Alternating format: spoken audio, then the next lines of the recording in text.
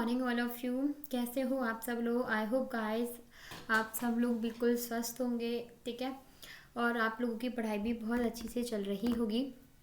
Okay, तो देखिए हम एनसीईआरटी सीरीज़ पर काम कर रहे थे और एनसीईआरटी सीरीज़ हम लोग पढ़ रहे थे।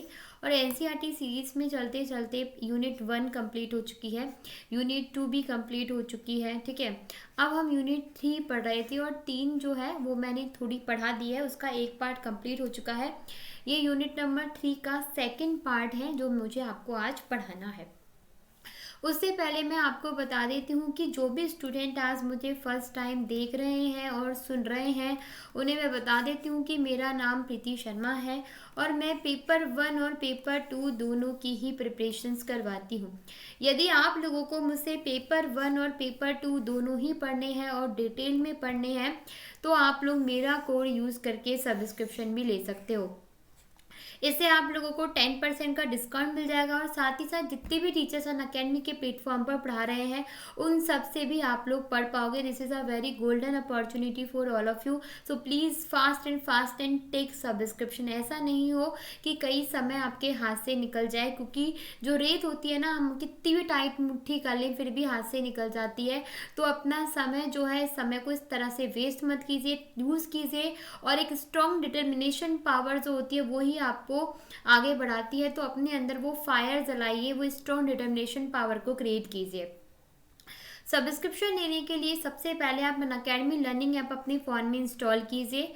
देन उसके बाद आप गेट सब्सक्रिप्शन पर क्लिक करिए। जैसे ही आप गेट सब्सक्रिप्शन पर क्लिक करोगे तो आपके सामने एक ऑप्शन आ जाएंगे कि आपको 6 मंथ का, 12 मंथ का या 24 मंथ में से कितने मंथ का आपको सब्सक्रिप्शन लेना है। यदि आप 12 मंथ का सब्सक्रिप्शन लेते हो या 6 मंथ का या 24 मंथ का, कितने भी मंथ का आप सब्सक्रिप्शन लेते हो, और यदि आप मेरा रेफरल कोड प्रीति 10 यूज़ करते हो तो उससे आपको 10% डिस्काउंट मिल जाएगा और 10% डिस्काउंट मिल करके आपको 12 महीने का जो सब्सक्रिप्शन है वो आपको 10,395 का पड़ेगा। आप किसी भी मेथड से पेमेंट कर सकते हो। ये इतने सारे मेथड्स हैं आपको पेमेंट्स के, जैसे भी आपकी सुविधा है उसके अकॉर्डिंग आप पेमेंट कर सकते हो। जैसे ही आप सब्सक्रिप्शन ले लेते हो आप अनअकैडमी के प्लस लर्नर बन जाते हो। और प्लस लर्नर बनते ही आप लोगों की बहुत सारी फैसिलिटीज़ मिलती हैं। हर एक लेक्चर की आपको पीडीएफ मिलेगी, हर एक वीकली आपको क्यूजेज होंगी, वहाँ पर डाउट सेशंस होंगे जिससे आप अपने डाउट्स क्लियर कर सकते हो।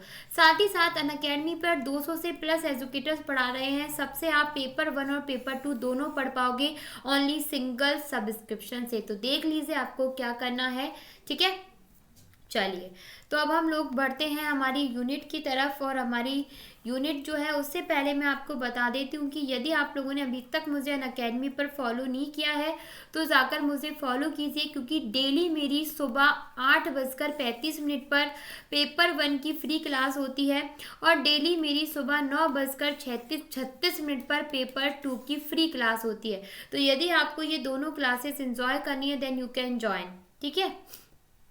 चलिए, तो हम सब लोग जो हैं वो यूनिट नंबर 3 पढ़ रहे थे और यूनिट नंबर 3 का एक पार्ट हम लोगों ने ऑलरेडी पढ़ लिया था।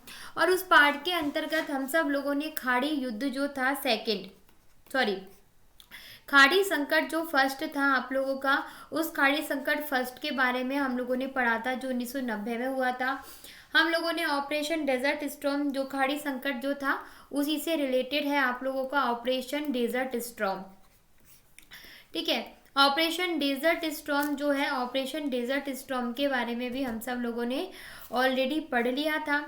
देन उसके बाद हम सब लोगों को, ठीक है, हम सब लोगों ने ऑपरेशन इनफाइनाइट रीच पढ़ा था, ठीक है, और ऑपरेशन एंडरिंग फ्रीडम पढ़ा था, ठीक है। कौन सा पढ़ा था? ऑपरेशन इनफिनाइट रीच पढ़ा था और ऑपरेशन एंडरिंग जो फ्रीडम है वो भी हम लोगों ने पढ़ा था, ठीक है। एंडरिंग फ्रीडम ये हम सब लोगों ने ऑलरेडी पढ़ लिए थे, ठीक है। अब हम जो पढ़ेंगे वो आगे की पढ़ते हैं और आगे आपको दिया हुआ है नेक्स्ट जो है वो आता है आप लोगों का इराक पर आक्रमण, ठीक है।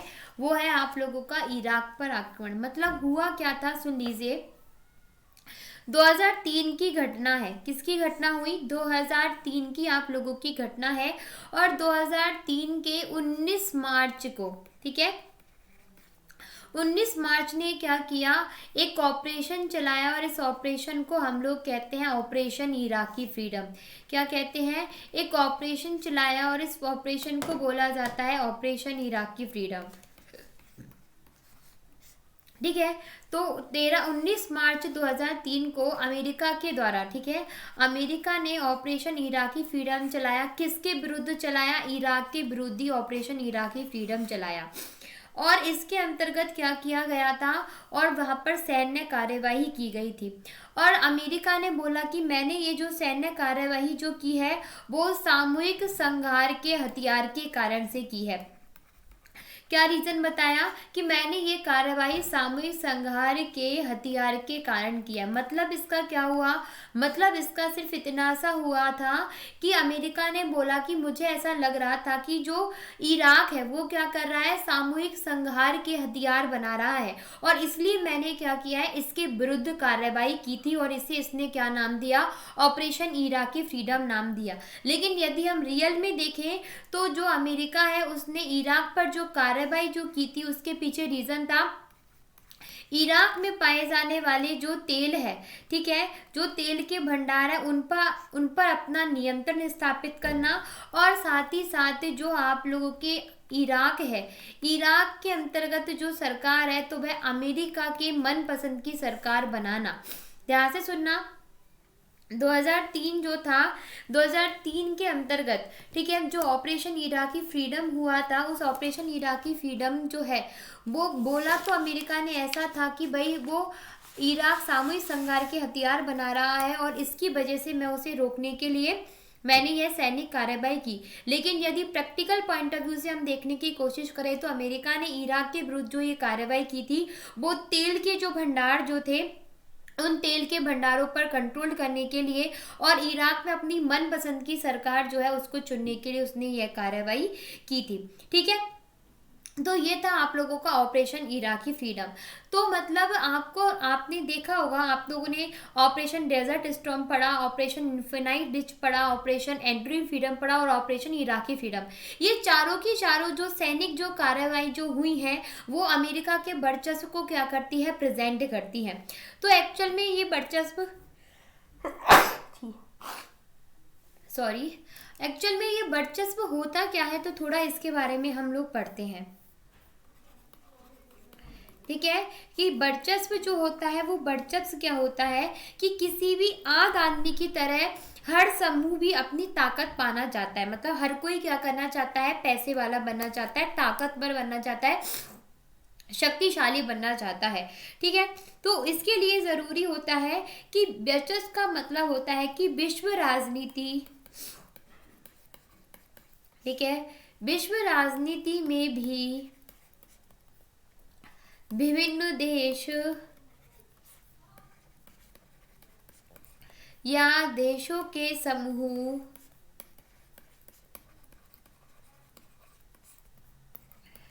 ताकत पाने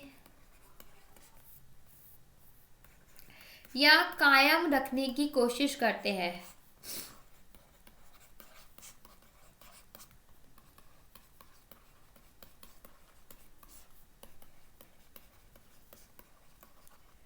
और यह जो ताकत जो होती है, यह जो वर्चस्व जो होता है वो हर सेक्टर में होता है। सैन्य सेक्टर में ले लो, आर्थिक सेक्टर में ले लो, राजनीतिक सेक्टर में ले लो या सांस्कृतिक सेक्टर में। हर सेक्टर में जब कोई भी मतलब देश जो होगा वो अपनी बढ़त बनाकर रखता है। क्या रखता है, सैन्य सेक्टर ले लो, आर्थिक सेक्टर ले लो, राजनीतिक सेक्टर ले लो, सांस्कृतिक सेक्टर ले लो, हर एक भाग में वह अपने आप को आगे रखता है, अपनी बढ़त बनाकर रखता है। वही क्या कहलाता है, वर्चस्व कहलाता है। अब इनमें हम सबसे पहले पढ़ते हैं सैन्य वर्चस्व को। क्या पढ़ेंगे अब हम लोग, सबसे पहले हम लोग पढ़ते हैं सैन्य वर्चस्व को। देखो हम लोगों ने जो अब तक कार्रवाई पढ़ी थी, operation enduring freedom, Iraqi freedom, ठीक है, ये सारी भी सैन्य वर्चस्व का ही सिंबल था। और इसके अलावा भी देखो वर्चस्व जो होता है, इस सैन्य वर्चस्व के लिए एक शब्द का प्रयोग किया जाता है और वह शब्द है हेगेमनी। क्या होता है, हेगेमनी एक शब्द का प्रयोग किया जाता है। अब इस हेगेमनी शब्द का प्रयोग क्यों किया गया, तो जो प्राचीन जो यूनान जो था, ठीक है, आपके प्लेटो और अरस्तु के समय का, तो प्राचीन यूनान में बहुत सारे नगर राज्य थे और इन नगर राज्यों में जो एथेंस जो था, इस एथेंस काफी शक्तिशाली था। तो इस एथेंस की सर्वोच्चता को प्राप्त करने के लिए हेगेमनी शब्द का प्रयोग किया गया। और वर्तमान समय में भी जो देश जो है जिसका सैनिक, आर्थिक, सांस्कृतिक, राजनीतिक हर सेक्टर में अपना वर्चस्व है, उसकी ताकत है, उसका प्रभाव है, तो वही क्या कहलाता है, हेगेमनी कहलाता है। क्या कहलाता है, हेगेमनी कहलाता है।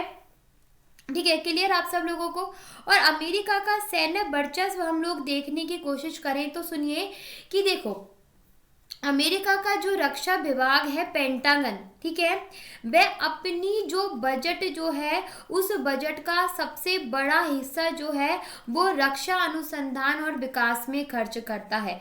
यदि हम अमेरिका का सैन्य वर्चस्व देखने की कोशिश करें तो अभी हम लोगों ने ऑपरेशंस तो पढ़ लिए 4, उनसे के अलावा, ठीक है, उनके अलावा आपको मैं बता देती हूँ कि अमेरिका का जो रक्षा जो विभाग है, ठीक है, पेंटागन जो है वो अपनी बजट का सबसे ज्यादा किस पर खर्च करता है, रक्षा अनुसंधान और विकास पर खर्च करता है। इसके अलावा यह जो टेक्नोलॉजी जो होती है वो टेक्नोलॉजी पर भी इस देश में सबसे ज्यादा अपनी टेक्नोलॉजी पर खर्च करता है। ठीक है, और यह क्या करता है, अमेरिका अपनी सैन्य प्रभुत्व का जो आधार है वो है उसका उच्च सैन्य व्यय, अर्थात यह अपनी जो सेना जो है उस सेना में भी क्या करता है, बहुत ही ज़्यादा जो पैसे हैं वो क्या करता है, इन्वेस्ट करता है। क्या करता है, अपनी जो सेना है उस सेना में भी बहुत ज़्यादा पैसे जो है वो इन्वेस्ट करता है। ठीक है, तो इससे हमें पता चलता है कि इसका सैन्य जो वर्चस्व है, ठीक है, वो कितना ज़्यादा है। सैन्य वर्चस्व के बाद अब हम लोग पढ़ते हैं इसका, ठीक है, ढांचागत वर्चस्व। कौन सा पढ़ते हैं, ढांचागत वर्चस्व। ठीक है, अब ढांचागत वर्चस्व के अंतर्गत इसका अर्थव्यवस्था से संबंधित वर्चस्व आता है। किससे संबंधित वर्चस्व आता है, इसकी अर्थव्यवस्था से संबंधित वर्चस्व आता है। मतलब क्या होगा कि एक ऐसा देश जो अपनी अर्थव्यवस्था से संपूर्ण विश्व की अर्थव्यवस्था को प्रभावित करता है, तो वही ढांचागत वर्चस्व होता है। ठीक है, अर्थात ढांचागत वर्चस्व का मतलब होता है कि वैश्विक अर्थव्यवस्था में, ठीक है, इसका मतलब क्या होता है कि जो विश्व की जो अर्थव्यवस्था जो है, ठीक है, वैश्विक अर्थव्यवस्था में अपनी मर्जी चलाने वाला एक देश, ऐसा देश जो अपने मतलब की चीजों को बरकरार रखे,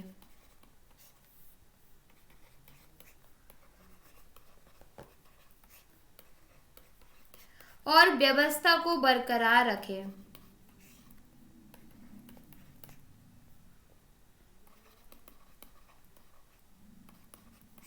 मतलब क्या होगा, देखो, ढांचागत वर्चस्व का मतलब होता है कि वैश्विक व्यवस्था में, वैश्विक अर्थव्यवस्था में वह अपनी मर्जी चलाने वाला ऐसा देश हो जो अपना मतलब जिससे प्रूफ हो सके ऐसी वह व्यवस्था बनाकर रखे।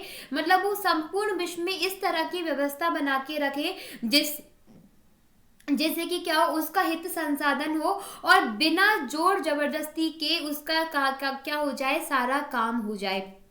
ठीक है, और मतलब क्या होगा, इसके अंतर्गत यह आता है कि इसके वर्चस्व के अंतर्गत आता है कि सार्वजनिक वस्तुओं पर, ठीक है, सार्वजनिक वस्तुओं पर भी क्या रखना, अपना वर्चस्व स्थापित करके रखना। क्या रखना, जो सार्वजनिक वस्तु जो होती हैं उन सार्वजनिक वस्तुओं पर भी अपना वर्चस्व स्थापित करके रखना। मतलब क्या होगा, इसका मतलब ये होता है कि ऐसी चीज जिनका आप भी उपयोग कर लोगे तो भी नहीं घटेगी और दूसरा आदमी भी उपयोग कर लेगा तो भी वो चीज जो है वो घटने वाली नहीं है। जैसे कि आपको एग्जाम्पल देती हूँ इसकी सार्वजनिक वस्तु के अंतर्गत, तो वो होता है आप लोगों का समुद्री व्यापार मार्ग। क्या होता है, समुद्री व्यापार मार्ग। अब ये समुद्री जो व्यापार जो मार्ग जो होते हैं, ये इनके द्वारा ही जो देश होते हैं वो क्या करते हैं, अपना क्या करते हैं, व्यापार करते हैं और अपनी अर्थव्यवस्था को मजबूत बनाते हैं। और इसके लिए ज़रूरी होना चाहिए कि ये व्यापार मार्ग जो है समुद्र के, वो कैसे होने चाहिए, बिल्कुल मुक्त होने चाहिए, दैट मीन फ्री होने चाहिए, कोई भी रोक टोक नहीं होनी चाहिए, मतलब आपको जहाँ से भी जाना है वहाँ से जाइए। लेकिन आपको मैं बता देती हूँ कि समुद्री व्यापारी मार्ग पर भी जो अमेरिका जो है, ठीक है, अमेरिका ने क्या कर रखा है, अपनी जो नौसेना है उस नौसेना को तैनात कर रखा है, ठीक है। और इसकी नौसेना जो है वो दुनिया के सभी जो महासागर जो है उन महासागरों में क्या है, तैनात है। अर्थात यदि किसी भी देश को एक समुद्री व्यापारिक मार्ग से अपना व्यापार भी करना है तो भी उसे क्या होगा, अमेरिका से परमिशन लेनी होगी, अदरवाइज वह क्या नहीं कर सकता, अपना व्यापार भी नहीं कर सकता। देखिए, तो आप सोचिए, सैन्य क्षेत्र में अपना वर्चस्व स्थापित कर रखा है, क्योंकि विश्व में सबसे ज्यादा सैन्य पर यही खर्च करता है, ये अपनी अर्थव्यवस्था में अपनी बजट का सबसे ज्यादा रक्षा पर खर्च करता है। और साथ ही साथ आर्थिक क्षेत्र में भी हम यदि देखना चाहें तो ये संपूर्ण विश्व में एक ऐसी व्यवस्था बना के रखता है जिससे कि इसका ही क्या हो सके, हित संवर्धन हो सके। फिर तीसरी इंपॉर्टेंट बात क्या आती है, तीसरी इंपॉर्टेंट बात आती है कि जो सार्वजनिक जो वस्तुएं जो होती हैं, उन सार्वजनिक वस्तुओं जैसे कि समुद्री व्यापारी मार्ग, उस समुद्री व्यापारी मार्ग पर भी अमेरिका ने अपनी नौसेना को फैलाकर रखा हुआ है। और जिसके परिणाम स्वरूप क्या होता है, नौसेना को फैला के रखा है, जिससे कि यदि कोई भी जो देश है उस समुद्री व्यापारी मार्ग का उपयोग करेगा तो उसे किससे परमिशन लेनी होगी, अमेरिका से परमिशन लेनी होगी। उसके बाद दूसरी सार्वजनिक वस्तु यदि हम देखें तो वो होती है आप लोगों की इंटरनेट। आपको पता है आज पूरी दुनिया इंटरनेट के अंदर है, ठीक है। और जो इंटरनेट जो है वो अमेरिका के द्वारा ही क्या किया गया था, शुरू किया गया था, ठीक है। ये अमेरिका की सैन्य अनुसंधान परियोजना का क्या है, एक भाग है, जो कि 1950 में क्या हुआ था, शुरू हुआ था। और आपको ये भी बता देती हूँ कि सबसे ज्यादा जो उपग्रह हैं, ठीक है, वो भी किसके हैं, अमेरिका के ही हैं, ठीक है। ध्यान से सुनना, जिस इंटरनेट का हम प्रयोग करते हैं तो वह उपग्रह छोड़े जाते हैं और उन उपग्रहों के माध्यम से हम इंटरनेट का यूज करते हैं। तो संपूर्ण विश्व जिस इंटरनेट के आदि हो चुका है, ठीक है, तो पूर्ण विश्व में जो सबसे ज्यादा उपग्रह है वो भी किसके, अमेरिका के हैं। और ये इंटरनेट की शुरुआत भी किस लिए की थी, अमेरिका ने अपने स्वार्थ पूर्ति के लिए 1950 में की थी। तो इसीलिए हम अमेरिका के कंट्रोल्ड में है। अमेरिका चाहे तो कभी भी अपना जो उपग्रह जो है उसे कंट्रोल कर सकता है, ठीक है। तो इसीलिए अब इस क्षेत्र में भी अमेरिका का वर्चस्व हो गया। फिर दूसरी कौन सी चीज हो जाएगी, वो आती है आप लोगों की टेक्नोलॉजी। आपको भी पता है कि अमेरिका की जो टेक्नोलॉजी है वो ही क्या है, सबसे ज्यादा डेवलप है। अमेरिका की जो प्रौद्योगिकी है वही सबसे ज्यादा विकसित प्रौद्योगिकी है। और वैश्विक अर्थव्यवस्था के हर क्षेत्र में क्या पाया जाता है, ये अमेरिका की जो प्रौद्योगिकी है वो सामने आती है। और आपको ये भी बता देती हूँ कि जो विश्व की जो अर्थव्यवस्था है, ठीक है, इस विश्व की अर्थव्यवस्था में 24% जो हिस्सेदारी है, ठीक है, वो 24% हिस्सेदारी किसकी है, अकेले और अकेले अमेरिका की हिस्सेदारी है।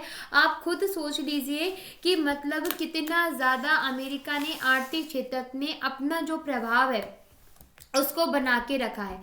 इसके साथ साथ दूसरी इंपॉर्टेंट चीज कि जो आप लोगों के जो विश्व बैंक हुआ, ठीक है, साथ ही साथ आप लोगों का अंतरराष्ट्रीय मुद्रा कोष हुआ, इंटरनेशनल म्यूचुअल फंड, ठीक है। फिर उसके बाद आप लोगों का विश्व व्यापार संगठन हो गया, WTO, ठीक है। इन सब में भी किसका वर्चस्व है, अमेरिका का वर्चस्व है।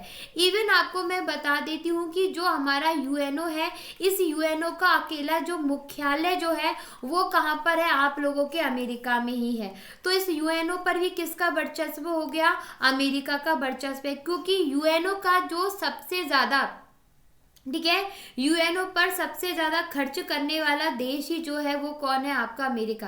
अर्थात अमेरिका UNO में सबसे ज्यादा जो पैसा है वो इन्वेस्ट करता है, ठीक है। इसके साथ साथ और किन किन क्षेत्रों में इसने अपना वर्चस्व बनाया हुआ है, तो देखिए आपको मैं बता देती हूँ। एमबीए है मास्टर ऑफ बिजनेस एडमिनिस्ट्रेशन। यह एक क्या होता है, डिग्री होती है जो क्या की जाती है, मास्टर्स प्राप्त करने के लिए की जाती है। और यह की जाती है कि बिजनेस करना एक कौशल होता है और इसको भी क्या है, हमें यूनिवर्सिटीज में सीखना चाहिए। तो अमेरिका के द्वारा ही एमबीए क्या है, शुरुआत की गई थी। और अमेरिका से जब आप एमबीए वगैरह कर लेते हो तो आपकी वैल्यू बढ़ जाती है और काफ़ी ज़्यादा आप लोगों को नौकरी वगैरह आराम से मिल जाती है।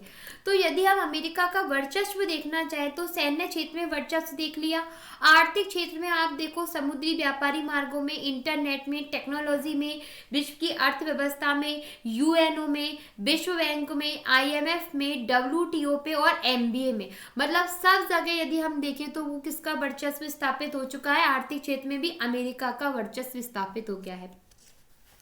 ठीक है, फिर उसके बाद आता है हम लोगों का नेक्स्ट, वो आता है आप लोगों का सांस्कृतिक क्षेत्र में वर्चस्व। किसमें आता है, जो सांस्कृतिक जो क्षेत्र है उस सांस्कृतिक क्षेत्र में वर्चस्व के बारे में अब हम लोग पढ़ते हैं। देखो सांस्कृतिक वर्चस्व का मतलब होता है कि आप डायरेक्ट किसी को कंट्रोल्ड नहीं कर रहे हैं, ठीक है, लेकिन हम क्या हो रहे हैं उसके अकॉर्डिंग ही काम कर रहे हैं। मतलब क्या है मैम, समझ में नहीं आया। मतलब इसका ये हुआ, जैसे कि मेरे पास क्या है, ये फोन है, ठीक है। अब ये फोन का यूज करना इज माय पर्सनल चॉइस, ठीक है। अब इस फोन में जो व्हाट्सएप है, इस फोन में जो एफबी है, जो टेलीग्राम है, जो इंस्टाग्राम है, अब मुझे क्या लग चुकी है, इन चैटिंग की आदत लग चुकी है। अब हम इस फोन को खुद लेके आए हैं और अब हमें इसकी इतनी बुरी आदत लग चुकी है कि अब हम इसके बिना रह नहीं सकते। दिन रात मतलब हम मर जाएंगे पर हम इनके बिना नहीं रह सकते। आजकल फोन के बिना, नेटवर्क, इंटरनेट, फोन के बिना तो हम हमारी जिंदगी की कंपेयर ही नहीं कर सकते ना। तो सांस्कृतिक वर्चस्व भी वही होता है कि आप किसी इंसान पर डायरेक्ट कंट्रोल नहीं कर सकते, उसकी साइकोलॉजी को कंट्रोल कर लेते हो। इनडायरेक्टली रूप से आप उस इंसान को ऐसे कंट्रोल कर लेते हो कि वो इंसान आपको छोड़कर कहीं जा ही नहीं सकता। क्या है, वो इंसान आपको छोड़कर जा ही नहीं सकता। मतलब मनोवैज्ञानिक प्रभाव के आधार पर कंट्रोल करना क्या होता है, मनोवैज्ञानिक प्रभाव पर नियंत्रण, ठीक है। और ये क्या होता है, अप्रत्यक्ष नियंत्रण होता है, ठीक है। यह क्या होता है, अप्रत्यक्ष नियंत्रण होता है। और यह जो नियंत्रण होता है वो परमानेंट सा हो जाता है। कैसा होता है, परमानेंट होता है, क्योंकि मनुष्य को पता ही नहीं होता कि वो किसी के कंट्रोल में है, ठीक है। आपको इसका एग्जाम्पल बताती हूँ तो ध्यान से सुनना। सांस्कृतिक वर्चस्व का मतलब होता है सहमति गढ़ने की ताकत। क्या होता है, सहमति गढ़ने की ताकत। अर्थात यहाँ पर जो आपका जो शक्तिशाली जो देश होता है वो इस तरह की विचारधारा लोगों के मनों में प्रेरित करता है, लोगों के मनों में डालता है कि लोग जो होते हैं पूरी तरह से उसकी विचारधारा के क्या हो जाते हैं, पंगु हो जाते हैं। जैसे कि आजकल हम सब लोग क्या कहते हैं, हमें जीन्स पहनना है, हमें शॉर्ट्स पहने हैं, ठीक है, और हम लोगों को मेकअप करना है। ये सब क्या है, अमेरिकी संस्कृति ही है। और आज हम इस अमेरिकी संस्कृति के इतने हद तक कंट्रोल में हो चुके हैं कि हम इसके बिना क्या नहीं कर सकते, अपनी जिंदगी की इमेजिनेशन ही नहीं कर सकते। अर्थात हर सेक्टर में हम क्या हो चुके हैं, इसके पूरी तरह से क्या हो चुके हैं, कंट्रोल में हो चुके हैं। यदि हम इससे अलग होना भी चाहें तो हम अलग नहीं हो सकते हर एक सेक्टर में। तो यही होता है आप लोगों का मनोवैज्ञानिक प्रभाव। आपको किसी ने फोर्स करके जीन्स नहीं पहनाया था, आपने अपनी मर्जी से जीन्स पहना था, और अब आपसे कोई कह दे कि अब आपको जीन्स कभी नहीं पहनना है तो आप मतलब आपसे तो ऐसा लगेगा कि पता नहीं आपसे क्या कह दिया हो, ठीक है। तो बस वही वाली जो बात है वो आपको यहाँ पर बताई जा रही है, और इसी को ही हम लोग क्या बोलते हैं, साइकोलॉजिकल इफेक्ट। तो ये जो महाशक्तियाँ जो होती हैं वो क्या करती हैं, अपना मनोवैज्ञानिक जो है वो प्रभाव बनाकर रखती है। और यही जो सांस्कृतिक जो वर्चस्व जो है, और यही क्या कहलाता है, नव उदारवाद कहलाता है। क्या कहलाता है, यही नव उदारवाद कहलाता है, जिसके बारे में हमें पता नहीं होता, या फिर यही आपका नव उपनिवेशवाद कहलाता है।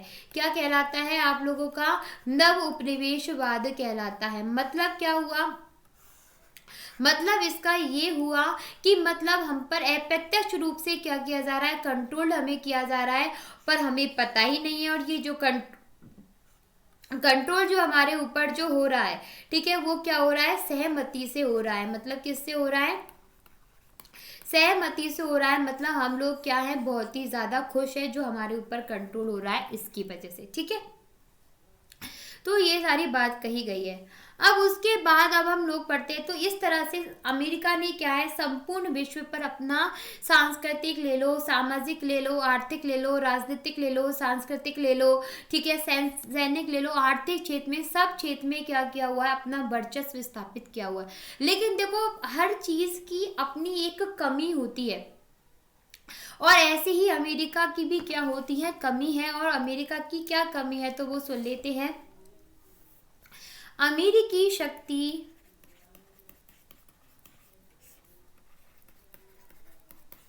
के रास्ते में अवरोध, कि अमेरिका जो अपनी शक्ति का इस तरह से प्रयोग कर रहा है, इसके रास्ते में भी क्या है, कुछ रुकावटें हैं। अब आप पूछोगे कि मैम क्या रुकावटें हैं, तो अब वो भी हम लोग डिस्कशन करते हैं। तो अमेरिकी शक्ति के रास्ते में जो है वो 3 रुकावटें हैं। और पहली जो इसकी रुकावट है वो ये है, सबसे पहला अमेरिका का संस्थागत ढांचा। क्या होता है, अमेरिका का संस्थागत ढांचा। मतलब क्या हो गया इसका, मैम समझ में नहीं आया। मतलब ये है कि आप लोगों को पता है कि अमेरिका में क्या पाया जाता है, अमेरिका में अमेरिका में अध्यक्षात्मक शासन व्यवस्था पाई जाती है। कौन सी व्यवस्था पाई जाती है, अध्यक्षात्मक शासन व्यवस्था पाई जाती है। और अमेरिका में शक्ति पृथक्करण के सिद्धांत पर काम करता है। किस पर काम करता है, शक्ति पृथक्करण, नियंत्रण एवं संतुलन जो सिद्धांत है, ठीक है, नियंत्रण व संतुलन सिद्धांत, जो कि मॉन्टेस्क्यू के द्वारा दिया गया था, इस सिद्धांत पर अमेरिका काम करता है। और आपको पता है अमेरिका में 2 सदन पाए जाते हैं, ठीक है। एक तो सदन का नाम है आप लोगों का प्रतिनिधि सभा, ठीक है, और एक है आप लोगों का सीनेट, ठीक है। ये 2 सदन है, और 2 सदनों से मिलकर के क्या बनी होती है, विधायिका बनी होती है अमेरिका की, ठीक है। दूसरा, अमेरिका में क्या पाया जाता है, कार्यपालिका पाई जाती है। और यहाँ कार्यपालिका में जो राष्ट्रपति जो होता है वो वास्तविक शक्तियों का रिप्रेजेंटेटिव होता है, मतलब काफी ज्यादा शक्तिशाली होता है। और अमेरिका में क्या पाई जाती है, न्यायपालिका पाई जाती है। ये अमेरिका का ही संस्थागत क्या है, ढांचा है। अब आपको मैं बता देती हूँ कि अमेरिका का राष्ट्रपति काफी ज्यादा पावरफुल होता है, लेकिन उसे क्या होते हैं कि बहुत सारे अंतर्राष्ट्रीय संधि और समझौते में, ठीक है, संधि समझौते पर क्या लेनी होती है, सीनेट की परामर्श भी लेनी होती है। क्या लेनी होती है, सीनेट की परामर्श लेनी होती है। तो इस वजह से भी क्या हो जाता है, अमेरिका की जो शक्तियां हैं उस शक्ति पर क्या लगाया जा सकता है, थोड़ा सा कंट्रोल लग जाता है, ठीक है। और आपको डिटेल में पूरी अमेरिका की व्यवस्था, शासन पढ़नी है तो आप प्लस ले लीजिए मेरा सब्सक्रिप्शन, वहां पर मैंने पूरा अमेरिका का संविधान पढ़ाया हुआ है, ठीक है। दूसरी अमेरिका की शक्ति के रास्ते में क्या अड़चन है, तो दूसरी अड़चन है वहां की मीडिया। क्या होती है, यहाँ की मीडिया। मतलब पहली बात होती है कि अमेरिका की जो मीडिया है वो बिल्कुल क्या है, फ्री है, ठीक है। और यहाँ के जो लोग हैं वो भी काफ़ी ज़्यादा क्या है, बहुत ही ज़्यादा, मतलब ये मान लीजिए क्योंकि यहाँ का एजुकेशन का जो लेवल है वो बहुत ज़्यादा स्ट्रांग है, और इसीलिए अमेरिका के जो लोग होते हैं, ठीक है, अमेरिका के जो लोग हैं वो काफ़ी ज़्यादा समझदार हैं। तो यदि यहाँ की गवर्नमेंट के द्वारा या फिर किसी के भी द्वारा कुछ भी गलत किया जाता है तो मीडिया जो होता है ना, रियल में उसी को प्रेजेंट करती है, झूठा कुछ नहीं बताती, ठीक है। और तीसरा जो है वो है अमेरिका का नाटो की सदस्यता। याद है मैंने आपको बताया था, नाटो उत्तरी अटलांटिक सहयोग संगठन, क्षेत्रीय मतलब उत्तरी अटलांटिक संगठन, ट्रीटी ऑर्गेनाइजेशन, ठीक है, नॉर्थ अटलांटिक ट्रीटी ऑर्गेनाइजेशन के बारे में मैंने आपको बताया था। और इस नाटो के अंतर्गत जो देश शामिल हैं वो सारे मोस्टली देश कैसे हैं, लोकतांत्रिक देश है। तो अमेरिका के द्वारा ऐसा कुछ भी नहीं किया जा सकता जिससे कि ये सारे की सारे लोकतांत्रिक जो देश है वो किसके खिलाफ में चले जाए, अमेरिका के खिलाफ में चले जाए। तो ये जो तीन जो चीजें हैं वो अमेरिका की शक्ति जो है, उस अमेरिका की शक्ति पर क्या लगाती है, अंकुश लगाती है, जिससे कि अमेरिका क्या ना हो, आउट ऑफ कंट्रोल्ड ना हो। क्लियर सब लोगों को यहाँ तक? तो हम लोगों ने अभी तक पढ़ा कि अमेरिका ने अपना वर्चस्व पूरे विश्व में कैसे स्थापित किया हुआ है। इसके वर्चस्व स्थापित करने में इसको तीन रास्ते, अवरोध कौन से हैं।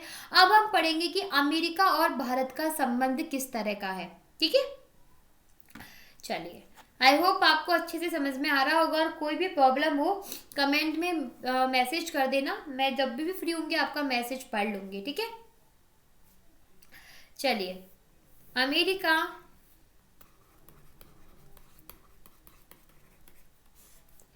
से भारत के संबंध।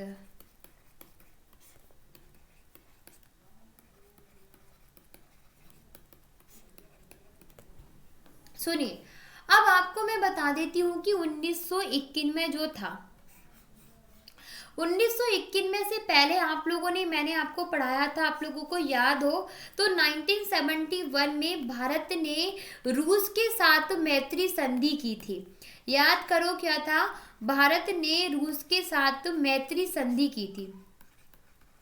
और जब भारत ने रूस के साथ मैत्री संधि की थी तो आपको पता है विश्व भर के देशों ने भारत की आलोचना भी की थी कि वैसे तो भारत अपने आप को क्या प्रूफ करता है कि मैं कैसा हूँ, एक गुटनिरपेक्ष राज्य हूँ, लेकिन आज उसने अमेरिका रूस के साथ संधि करके उसके गुटनिरपेक्षता पर क्वेश्चन मार्क खड़े कर दिए हैं। ठीक है, लेकिन आपको पता है कि 1991 में यूएसएसआर का क्या हो गया था, विघटन हो गया। अब जैसे ही यूएसएसआर का जो है वो विघटन हो गया, भारत ने सोचा कि भाई अब हमें अमेरिका से मतलब रखना होगा, क्योंकि अमेरिका अब एक ध्रुवीय विश्व मतलब पूरा विश्व एक ध्रुवीय बन चुका है, अमेरिका बहुत ताकतवर बन गया है, तो हमें अमेरिका से दुश्मनी मोल नहीं लेनी चाहिए। और इसीलिए भारत ने 1921 में एलपीसी की नीति को अपनाया था। एलपीसी की नीति का मतलब पता है आप लोगों को? एल का मतलब होता है लिबरलीकरण, मतलब उदारीकरण। पी का मतलब होता है आप लोगों का निजीकरण, और जी का मतलब होता है आप लोगों का वैश्वीकरण। ठीक है, तो ये तीनों की तीनों जो नीतियां थी वो अमेरिका से साथ अच्छे संबंध स्थापित करने के लिए भारत के द्वारा अपनाई गई थी, और भारत की अर्थव्यवस्था को संपूर्ण विश्व के लिए, ठीक है, भारत ने क्या कर दिया, खोल दिया था। और उससे क्या हो गया, भारत को अमेरिका से क्या मिली, काफ़ी ज़्यादा हेल्प मिली, और भारत और अमेरिका के बीच जो संबंध है वो भी काफ़ी अच्छे हो गए। एक बार मैं आपको बताना चाहूँ तो देखिए आप सब लोगों को कि जो अमेरिका जो है और भारत जो है उनका संबंध इतना ज़्यादा हो गया है कि अमेरिका की अर्थव्यवस्था में अब भारत का जो रोल है वो भी काफ़ी हद तक है। कैसे है सुन लीजिए कि जो सॉफ्टवेयर होता है, जो आईटी जो सेक्टर होता है ना, इंफॉर्मेशन टेक्नोलॉजी वाला, तो सॉफ्टवेयर के क्षेत्र में भारत जो है, भारत का 65% जो निर्यात जो करता है, मतलब जो सामान जो बेचता है वो किसको बेचता है, अमेरिका को बेचता है। मतलब अमेरिका क्या है, भारत का क्या है, खरीदारक है। मतलब अमेरिका भारत से सॉफ्टवेयर खरीदता है 65%। ठीक है, समझ में आया। फिर दूसरी क्या बात है कि जो अमेरिका का जो बोइंग जो शहर है, इस बोइंग शहर में भारत के 35% जो एम्प्लॉय हैं वो कहाँ के हैं, आप लोगों के इंडियन ही हैं। सुन लीजिए, अमेरिका की अर्थव्यवस्था में, अमेरिका के विकास में भारतीयों का कितना ज़्यादा रोल है कि भारत से अमेरिका 65% सॉफ्टवेयर लेता है। साथ ही साथ अमेरिका का जो बोइंग जो शहर है, इस बोइंग शहर में 35% एम्प्लॉय हमारे भारतीय मूल के कार्यरत हैं। इसके अलावा 3 लाख जो एम्प्लॉय जो हैं, ठीक है, ध्यान सुनना, 3 लाख जो इंडियंस जो है वो 3 लाख इंडियंस अमेरिका की सिलिकॉन जो वैली है, उस सिलिकॉन वैली में क्या करते हैं, काम करते हैं। ठीक है, और इसके अलावा सुन लीजिए कि अमेरिका की जो टेक्नोलॉजी है, ठीक है, उस टेक्नोलॉजी में जो आपकी 15% जो कंपनी है, ठीक है। टेक्नोलॉजी में जो अमेरिका की 15% जो कंपनी है वो भारतीय मूल के लोगों ने ही खोली है। किसने खोली है? भारतीय मूल के लोगों के द्वारा ही उन्हें क्या किया गया है? चालू किया गया है।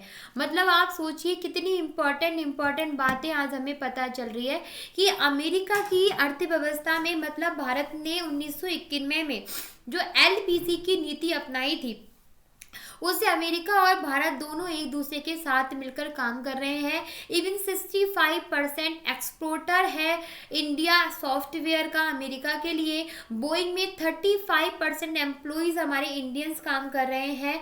3 लाख इंडियन सिलिकॉन वैली में है। और टेक्नोलॉजी की 15 ऐसी फेमस 15% कंपनियों में भारतीय मूल के लोगों ने ही क्या किया है? खोला है। इसके अलावा और भी बहुत सारी इंपॉर्टेंट बातें हैं। इनसे पता चलता है कि अमेरिका और भारत मिलकर आके क्या कर रहे हैं? काफ़ी काम कर रहे हैं। लेकिन आपको एक बात बता देते हैं, लेकिन प्रेजेंट टाइमिंग में बहुत लोग बोलते हैं कि अमेरिका का जिस हिसाब से वर्चस्व है तो भारत को किस तरह से अमेरिका के साथ रणनीति बना करके रखना चाहिए। और बहुत सारे जो लोग हैं वो कहते हैं 3 रणनीतियां बताते हैं भारत के लिए कि भारत किस तरह से अमेरिका के साथ अपने कनेक्शन बनाकर रखे। एक तरह के लोग बोलते हैं कि वो क्या करें कि भारत जो है वो क्या कर ले, अमेरिका से अपने आप को क्या कर ले? अलग कर ले। ठीक है। एक तरह के लोग क्या कहते हैं? एक तरह के लोग कहते हैं कि भारत अपने आप को अमेरिका से क्या कर ले? बिल्कुल अलग कर ले। क्योंकि यदि भारत अमेरिका के साथ रहेगा तो वह अपना क्या नहीं कर पाएगा? अपना विकास नहीं कर पाएगा और अपनी राष्ट्रीय शक्ति का विकास नहीं कर पाएगा, ना ही अपने प्रौद्योगिकी टेक्नोलॉजी विकास कर पाएगा और ना ही क्या हो पाएगा? इतनी ज़्यादा मात्रा में सेल्फ डिपेंडेंट हो पाएगा। इसलिए भारत को अमेरिका से क्या कर देना चाहिए? नाता जो है तोड़ देना चाहिए। दूसरी कौन सी बात बताई गई है आप लोगों को? दूसरी यह बात बोली गई है कि भारत जो है, ठीक है, भारत को अमेरिका के साथ अच्छे संबंध बना करके रखना चाहिए। दूसरे तरह के लोग क्या कहते हैं कि भारत को अमेरिका के साथ अच्छे संबंध बना के रखना चाहिए क्योंकि ना फ्यूचर में भारत को अमेरिका की क्या पड़ सकती है? ज़रूरत पड़ सकती है। ठीक है। और कुछ लोग कहते हैं कि भारत जो है, ठीक है, भारत को विकासशील देशों का एक संगठन बनाना चाहिए। क्या कहते हैं कि भारत जो है, भारत को विकासशील देशों का क्या बनाना चाहिए? संगठन बनाना चाहिए। क्या कहते हैं कि भारत जो है, भारत को विकासशील देशों का संगठन बनाना चाहिए और धीरे धीरे वो इस संगठन को इतना मजबूत कर लेना चाहिए कि वह अमेरिका को क्या कर दे? चुनौती दे दे। क्या कर दे? अमेरिका को वह चैलेंज कर दे। तो इस तरह के भारत को क्या बताए गए हैं? सुझाव बताए गए हैं कि भारत इन तीनों में से किसी भी एक विकल्प को चूज कर सकता है। लेकिन जिस हिसाब से भारत की अर्थव्यवस्था है, भारत देश है और अमेरिका का जिस तरह से प्रभुत्व है, उस सिचुएशन में किसी भी एक रणनीति को अपनाना भारत के लिए क्या नहीं होगा? सही नहीं होगा। तो इसीलिए क्या किया जाए? एक थ्योरी आई है और उस थ्योरी को हम बोलते हैं बैंड वैगन थ्योरी। क्या कहा जाता है? बैंड वैगन थ्योरी कहा जाता है। बैंड वैगन थ्योरी क्या होता है कि जो ताकतवर जो देश होता है, ठीक है, इस ताकतवर जो देश होता है, इस ताकतवर देश के विरुद्ध जो है, उस विरुद्ध जाने के बजाय उसके वर्चस्व तंत्र में रहते हुए क्या होता है? ठीक है, बैंड वैगन थ्योरी क्या कहती है कि ताकतवर देश के विरुद्ध जाने के बजाय उसके वर्चस्व में रहते हुए अवसरों का फायदा उठाया जाना चाहिए। क्या करना चाहिए? मतलब ये होगा कि भाई यदि आप किसी को मार नहीं सकते हो तो क्या कर लीजिए, उसके साथ रहिए और उसकी जो चीज़ें हैं उसकी रणनीति को जानिए और अपना फायदा कीजिए। क्या कीजिए? अपना फायदा कीजिए। यदि आप किसी को हटा नहीं सकते अपने रास्ते से तो उसके साथ चलने की कोशिश कीजिए। उससे क्या होगा कि आप भी अपने रास्ते पे पहुंच जाओगे आराम से और आपको कोई भी प्रॉब्लम नहीं होगी। तो बैंड वैगन थ्योरी यही कहती है कि आप यदि किसी को अपने रास्ते से हटा नहीं सकते तो उसके साथ चलने की कोशिश कर लीजिए। तो बैंडवैगन थ्योरी भी कहते हैं कि आप किसी भी ताकतवर देश के विरुद्ध मत जाइए, उसके वर्चस्व तत्व में रहते हुए अवसरों का फायदा उठाइए, जो वही तो उससे क्या होगा, आपका भी विकास होगा। ठीक है, तो यही होती है आप लोगों की बैंडवैगन थ्योरी। फिर दूसरी बात कही गई है कि भाई ये अमेरिका का जो वर्चस्व है, इस अमेरिका का वर्चस्व को कैसे कम किया जा सकता है। तो अमेरिका का वर्चस्व जो है उसे कुछ एनजीओ जो है, एनजीओ का निर्माण करके, मीडिया का निर्माण करके, बुद्धिजीवी वर्ग जो है उस बुद्धिजीवी वर्ग का निर्माण करके, ठीक है, कलाकारों के द्वारा, लेखकों के द्वारा, इन सब के द्वारा अमेरिका के वर्चस्व जो है, इस वर्चस्व को क्या किया जा सकता है, चैलेंज किया जा सकता है। पर इसके लिए सब लोगों को क्या करना होगा, एक साथ होना पड़ेगा। तो इससे बेटर यही है कि आप क्या रहिए, अपना भी फायदा सोचिए और दूसरे को भी परेशान मत करिए। ठीक है, बस वही वाली बात यहाँ पर बताई गई है। तो ये आप लोगों की यूनिट नंबर 3 जो है वो पूरी क्या हो गई है, कंप्लीट हो गई है, जिसके अंतर्गत हम लोगों ने खाड़ी युद्ध फर्स्ट पढ़ा, operation infinite reach, operation Android freedom, operation Iraqi freedom पढ़ा, अमेरिका ने अपना वर्चस्व किस तरह से बना के रखा हुआ है, भारत और अमेरिका का संबंध किस तरह का है, अमेरिकी वर्चस्व को चुनौती कैसे दी जा सकती है, इन सब मैटरों पर मैंने आप सब लोगों को बता दिया है। ठीक है, मैं उम्मीद करती हूँ कि आपको बहुत ही अच्छे से समझ में आ गया होगा। और अब हम मिलते हैं अपनी नेक्स्ट क्लास में, वो यूनिट नंबर 4 पर हम लोग डिस्कशन करेंगे। उससे पहले मैं आपको बता देती हूँ, फर्स्ट ऑफ ऑल मैं भूल जाऊँ, मैं आपको बता देती हूँ, आप सबको दीपावली की हार्दिक शुभकामनाएं। भगवान से आशा करती हूँ कि ये दीपों का त्यौहार आपके लिए बहुत ज़्यादा खुशियाँ लेकर आए, आप और आपके परिवार के लिए। अच्छे से अपनी फैमिली के साथ परिवार को फंक्शन को एंजॉय करना, पटाखे कम फोड़ना जिससे कि आपको नुकसान ना हो जाए, जल वल ना जाए, मिठाइयाँ खूब खाना पर ज़्यादा भी मत खाना कि हेल्थ के लिए ज़्यादा प्रॉब्लम हो। साथ में फैमिली के साथ रहना, टाइम स्पेंड करना, बड़ों के साथ रहना। ठीक है, और यदि आप लोगों को मुझसे डिटेल में पेपर 1 और पेपर 2 दोनों ही पढ़ने हैं तो आप लोग मेरा कोड यूज़ करके सब्सक्रिप्शन भी ले सकते हो। इससे आप लोगों को 10% का डिस्काउंट मिल जाएगा, और साथ ही साथ जितने भी टीचर्स अनअकैडमी के प्लेटफॉर्म पर पढ़ा रहे हैं उन सब से भी आप लोग पढ़ पाओगे। ठीक है, धन्यवाद।